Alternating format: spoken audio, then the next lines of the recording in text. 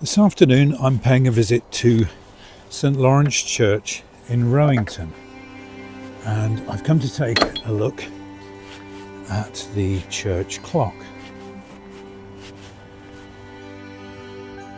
The clock is situated in the church tower. You could say the clock chamber, and in order to access the clock chamber in the tower, we have to climb up this stone spiral staircase. Not far to go now, and here we are now, just coming into the clock chamber, and straight away you can hear the clock ticking away.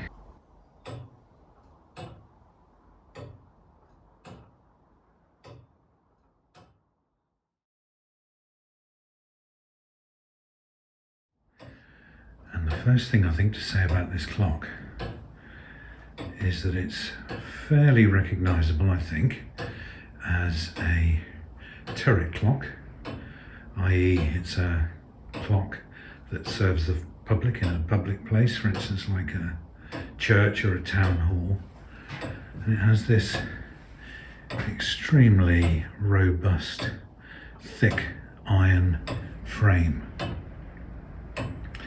and within it all the gears are exposed. And here the automatic winder is working at the moment.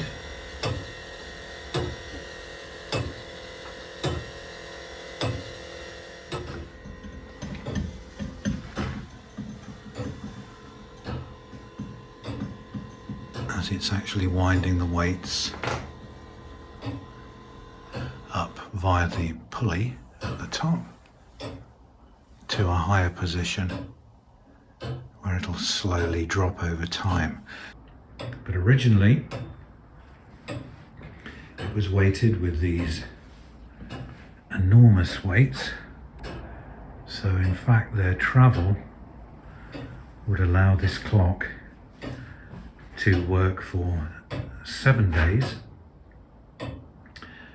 and at that time it would need to be wound again.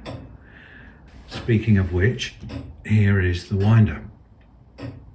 So once a week, the winder of the clock would make their journey up the steps and up the spiral stone staircase once a week, wind the clock and back down again. A number of these public clocks have got a facility where you can adjust the time to the outside minute hand. For some reason, this pointer to this dial goes not clockwise but anti-clockwise. So just looking at the detail of this setting dial, we have the Vicar's name, Vicar, Reverend A. Pritchard, MA, presumably Master of Arts. The church wardens are John Badger Esquire, V.W.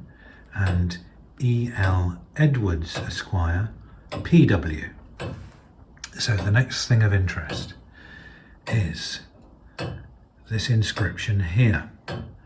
Reconstruction by F. Harrison Sen, which presumably means senior.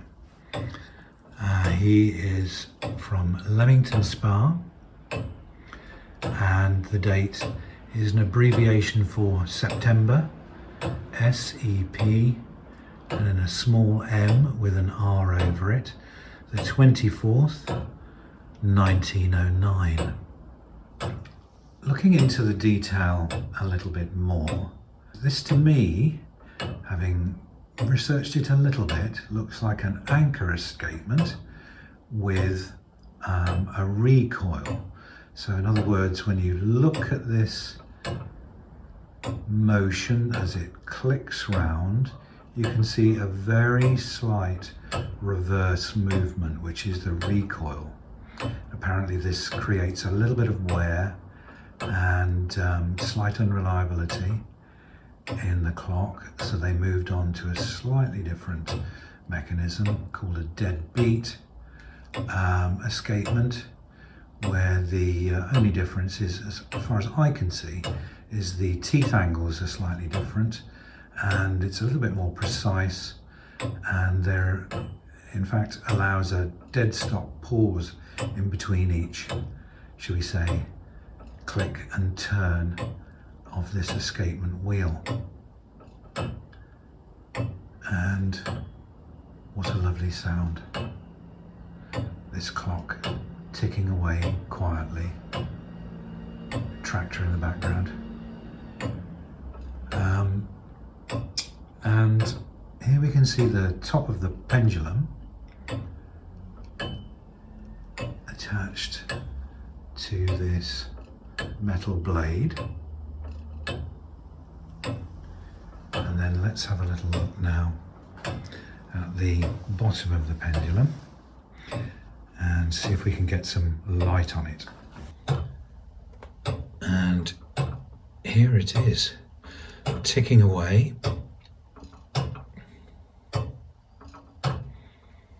as it has done since 1909. What a lovely, relaxing sound and sight, actually.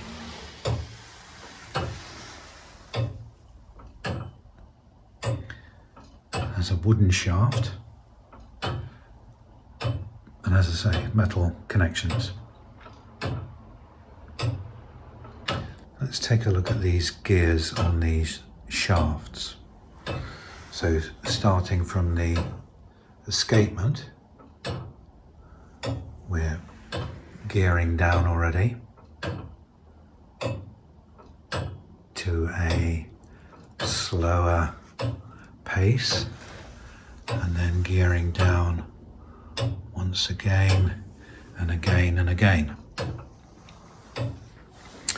And as you can see, there are 1, 2 and 3 winding ends, if you like, where the winder locates into these shafts. Now one of these will be for the clock mechanism, and I tend to think that would be this part of the clock, and then this other winder is for the strike mechanism, and I think we can tell that by this little cog here, where you can disengage actually the strike mechanism via this lever here, which we can see. And moving round to the strike side of the clock,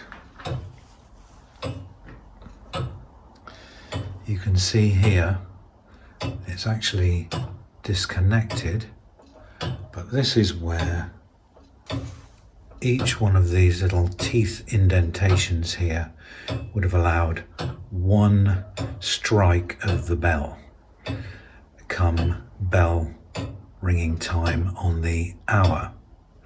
This lever would have then been pushed. It also has a bell pull down to the ringing room, but it's connected for the strike on the hour via this metal linkage, if you like. It's a wire linkage which then pulls all the way up through the ceiling, and let's have a little look how it then engages with the bell.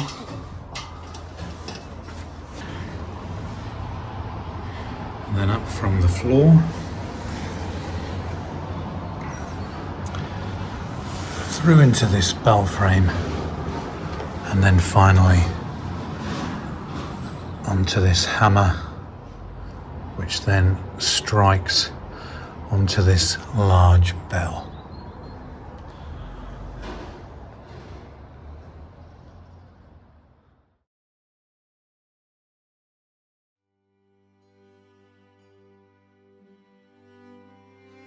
Frederick Harrison, 1847 to 1912, who was a watch and clockmaker of repute, who was born in Warwickshire and for many years worked in the village of Wellsbourne, and then in about 1896 moved to Leamington Spa up until his death in 1912.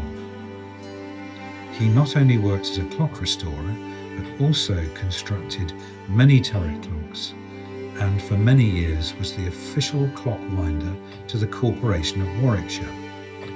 He was also a noted musician and antiquarian whose collections included pictures of Alma Tadema, a piano that originally was owned by Josephine Bonaparte, as well as many clocks and watches. His home at Gordon House was an elegant three-storey dwelling hidden from view in Gordon Passage, where Princess Victoria, later crowned Queen Victoria, once stayed with her mother when visiting Leamington in 1839. So this clock presumably was at the end of his working life, because we have here the date 1909. And so I'm sure there's a lot more can be said about this lovely old clock, ticking away since 1909, certainly in this format, and probably for a very long time before that. So let's put the covers back on the clock case and make our way back down the stone steps. So back down the stone staircase.